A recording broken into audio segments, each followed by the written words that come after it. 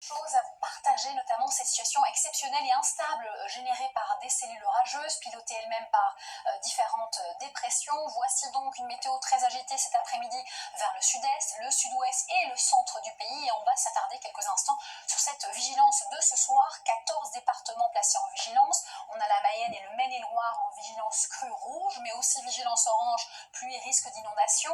Et puis on aura une évolution plus tard, c'est-à-dire une carte durant la nuit. On retire ici l'île-et-Vilaine ainsi que le département de la Loire-Atlantique pour ajouter l'Isère et la Savoie en risque de pluie inondation. C'est toujours 14 départements, 2 sortes, 2 rentes. Situation donc très complexe avec une dépression sur le nord du pays qui pilote cette perturbation.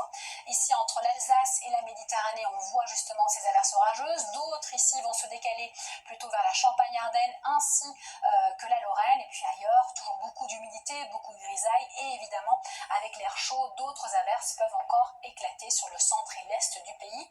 Attention à l'arrivée d'une nouvelle perturbation dont on va parler en quelques instants.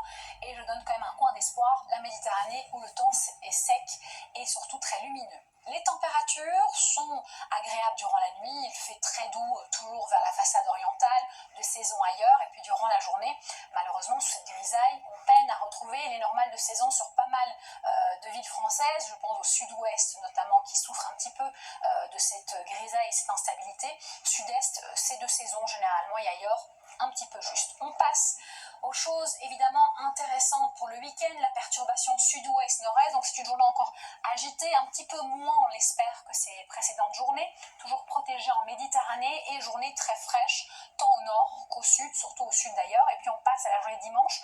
Moi j'appelle ça une journée de transition, c'est-à-dire qu'on a une stabilité qui arrive avec encore un peu d'instabilité peut-être sur les Alpes, mais ailleurs un ciel variable, un temps beaucoup plus sec qui s'améliore à partir de lundi en termes de thermomètre aussi, qui devient enfin estival certainement. Attention au risque de grêle vers les Alpes du Sud. Et puis on tend à une météo encore plus estivale pour mardi. Ça sera clairement une des journées les plus lumineuses. Donc on a une poussée anticyclonique temporaire, puisque déjà on voit d'autres orages se profiler éventuellement par la façade atlantique à partir de mercredi.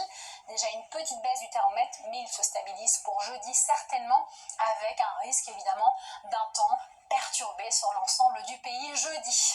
Allez, tout de suite, vous avez rendez-vous avec Gilles Boulot et son journal. À tout à l'heure.